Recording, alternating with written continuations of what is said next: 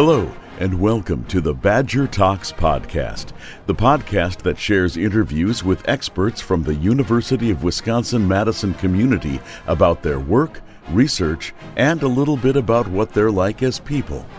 I'm your host, Buzz Kemper. Today, we're focusing on cell and regenerative biology, and I'm happy to have as my guest Dr. Jeffrey Dilworth, professor at UW-Madison, to talk about his work in this field. Jeff, thank you so much for being on the show today. Yeah, thank you, Buzz, for having me. I'm really fascinated by this. In fact, all of these interviews, I walk away a somewhat smarter person, which is a really wonderful thing. But there are some terms in here that I don't recognize, and so I wonder if we should just start with some of the general terms. Like, one of the things you deal with is epigenetics. Can you tell us what that is? Yes. So epigenetics refers to everything that isn't encoded into our genome, and we've got 200 different cell types that make up our body, and every single one of them has the same DNA in them. What is different is how each one of those cells uses the DNA. And so that is encoded through a mechanism which is called epigenetics. And the way the epigenetics works is, think about it as you have to get all of that DNA into a nucleus. The DNA is very compacted to fit inside.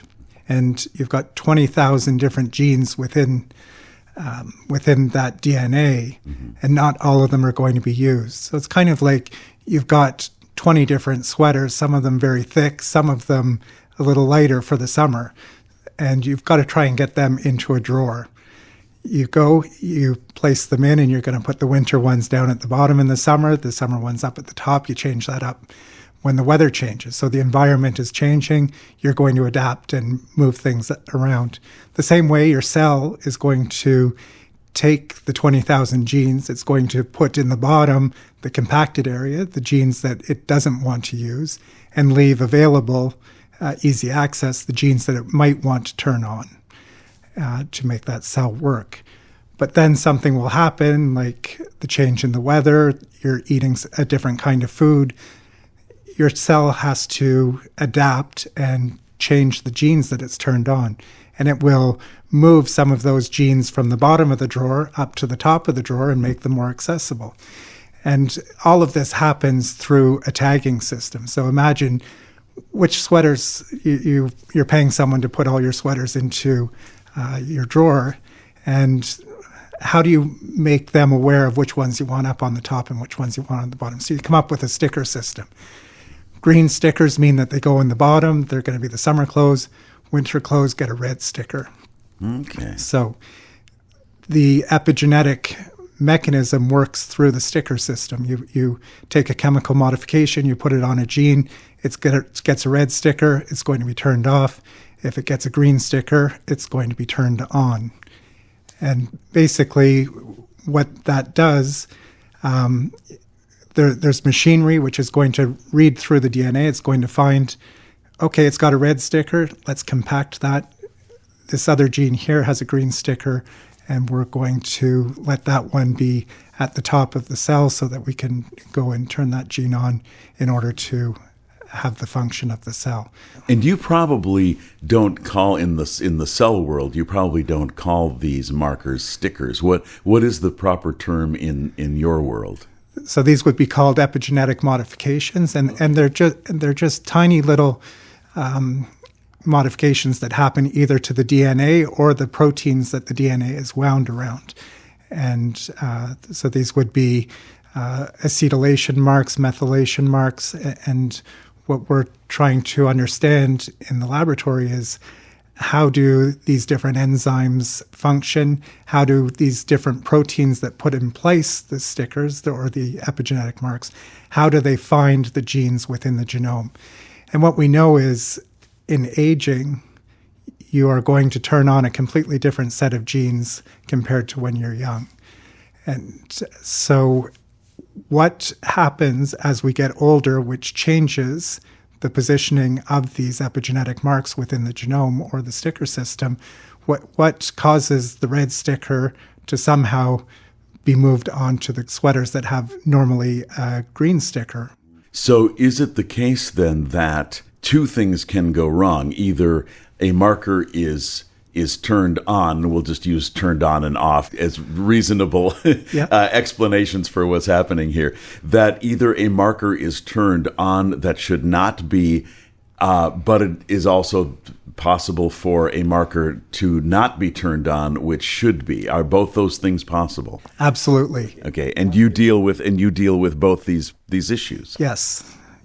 Excellent. And so I think one thing that we have to keep in mind about muscle regeneration or regeneration of any tissues, the stem cells that we have in our body are used while we're in the womb, embryos, in order to make all the muscle of our body. But those same stem cells are present when you're 15 years old and you have that huge growth spurt where your parents are having to buy you a new pair of pants halfway through the school year because you grew a few inches. Right. You have to have stem cells in order to elongate the bones and elongate the muscles. And even if you live to be 100 years old and you're frail, you still have the muscle stem cells present, and they have the same DNA in them that you had when you were 5 years old and growing. They were just supercharged at that one point, and for some reason, the genes that were turned on that made them supercharged have got the wrong sticker on them as we get older and are unable to turn on the genes necessary for a good regeneration. And so the goal of what we want to do in the laboratory here in Madison is that we want to figure out, well, what happens over time which causes those markings to change, and then we turn on unwanted genes and we turn off the ones that would make them supercharged when you were young, with the hope that we're going to be able to put an end to frailty and let everyone enjoy their life as they get older, keep their mobility. I think not having mobility is something that sort of takes away your pride as you get older, that you want to be able to keep up with your kids, you want to keep up with your grandkids, and this is all about trying to do that. As we grow older, then, do the same cells that generate the muscles, either in the womb or, like you said, during this growth spurt, are these the same cells that later in life then will repair muscles when we damage them? They just have different markers at that point. Is that correct? Absolutely. And one thing that we have realized in the last couple of years, that through some discoveries that we've made and also some of our colleagues around the world, is that the inflammation that we get as we get older plays a huge role in these changes. I was just on the drive over here to meet you today, and I think there was a commercial with Emmett Smith talking about joint pain and this sort of thing. And so that joint pain, arthritis, is inflammation circulating through your body. And what we found in a work that we published last year was that inflammation that was coming from an injury on one leg actually had an effect on the stem cells in the other leg, that the circulating inflammatory signals that are moving around through the blood were impairing the ability of the stem cells on the other leg to react to the injury and repair the muscle. And so if you imagine that in the scenario of aging, where we have arthritis and we have constant inflammation and these inflammatory markers circulating in our body, that's going to go into our stem cells and change these epigenetic marks, and genes that you want to turn on are not going to come on because they have a red sticker instead of a green sticker. Okay. And that's going to impair their ability to regenerate. But the nice thing about epigenetics is that all of those stickers that go on can be pulled off. Everything epigenetic is reversible. Okay. And this is where you come in. Exactly. Okay, excellent. Let's go down that road. What has your research shown in terms of how to repair or change these stickers or markers so that the cells are doing what we want them to do rather than either doing nothing or doing something that we don't want them to do. Yeah. Yes. So the work that we published last year looked at this one gene called JMJD3, which is an epigenetic enzyme. It's responsible for removing a sticker which tells the gene that it should be turned off. And basically the role of that gene there is when you have an injury and there's inflammation occurring. And of course, I don't want to say that inflammation is always bad. If you don't have inflammation after an injury, you're not going to get the repair of the muscle. So it's a necessary part of the repair process. But it's just when it's prolonged, you can't get the repair. But what we found was that this gene, which removes the stop sticker, prevents the gene expression. If you don't have that, then the stem cell is unable to wake itself up in response to the injury and activate the process of regeneration. So that work there was done by removing the gene. But what we know in aging is that gene, which is normally expressed at high levels in the stem cells when you're young, as you get older, its levels start to decrease. You have less of it, which means that those cells that have lower amounts of this protein called JMJD3 are not able to respond to the injuries as readily in the conditions of inflammation. So what we would like to do is come up with ways which are going to allow us to increase the levels of JMJD3 in the cells of people as they get older. And you could do that theoretically through a drug that might decide that JMJD3 gets turned on instead of being turned off. But it could also happen through nutrition. And everything about epigenetics is interpretation of the environment around the cell. And that's the food that we eat, the smoke that was in the air from the firefighters earlier this year. All of those things are recorded in our body, that you've been exposed to these things through epigenetic mechanisms.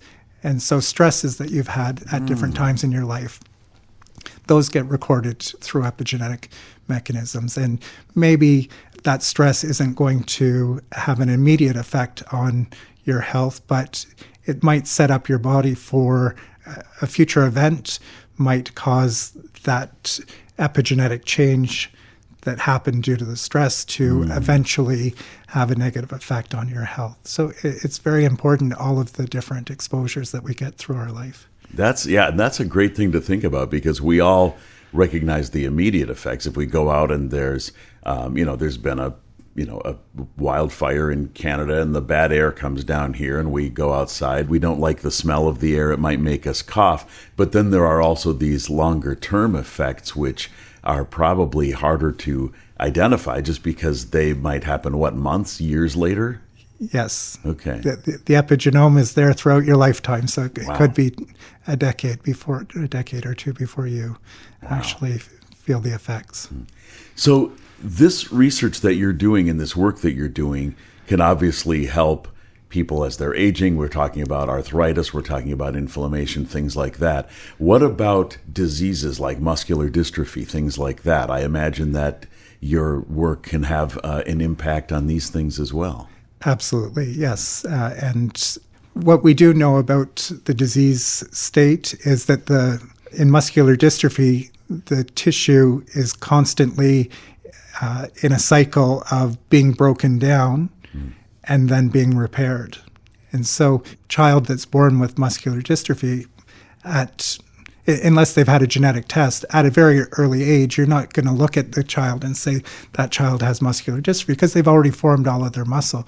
But the muscle has a problem, the muscles tend to tear, because the gene which is mutated is kind of like a shock absorber. So you can drive your car around without a shock absorber, but it's going to be an uncomfortable ride. And eventually you're going to get maybe some bolts loosening, that sort of thing. And the same thing, the muscle is going to break down a little bit. It's going to get repaired, and then it's going to break down some more and get repaired. And eventually, after this cycle becomes too repetitive, you're going to build up a lot of inflammation, a lot of scar tissue within, and there the repair process is going to diminish. And what we've realized over the last few years is that it is a disease of stem cells, in that the stem cells are able to repair the tissue early on in their life and keep them that they might be slower at crawling around, but they can still move around a little bit. Okay. But when the stem cells stop being able to keep up with the rate that the tissue, the muscle is being broken down, then you really run into problems. And unfortunately, we haven't come up with the cure for it yet, but I'm hoping that the work that we're doing is going to help us understand how to keep the stem cells going functionally for a longer period. Yeah, that's terrific. I mean, it must be really gratifying to know that you're making progress and that you're working toward this goal where you could just have an enormous impact on people's quality of life. I admire that you're doing that, and it must be really gratifying to do that. Let me ask you, just on a personal level, when you're not doing this kind of work, what gets your mind off of it and helps you relax? Are you a cyclist, a hiker? Do you have activities, hobbies that you like to do? I definitely love to go hiking, and we just moved to Madison 6 months ago from Canada. I had my laboratory up in Canada for 18 years. We chose to come to Madison, first of all, because it's a great university and a fantastic stem cell environment here, but also because the city's beautiful and so much nature out here. We've got 2 big dogs, an Alaskan Malamute and a Great Pyrenees mix, and getting out in nature and hiking with them is how I spend a lot of the free time. I had trained in France when I was younger, and fell in love with French wines at that point there. So one of my other hobbies is to learn about wines, taste wines, and meet up and have a drink of wine with some friends. Nice. A long hike followed by a glass of wine. That's yes. Perfect. Jeff, thank you so much for being on the show today. Yeah, thank you, Buzz, for having me. You've been listening to the Badger Talks podcast. I hope you enjoyed this conversation with Dr. Jeffrey Dilworth. Please browse our previous episodes for other topics that may be of interest to you. The Badger Talks podcast is a creation of UW Connects and produced at Audio for the Arts Recording Studios in Madison, Wisconsin. Our music is composed by Bill Purdy and performed by the UW Marching Band. I'm Buzz Kemper. Thank you for listening.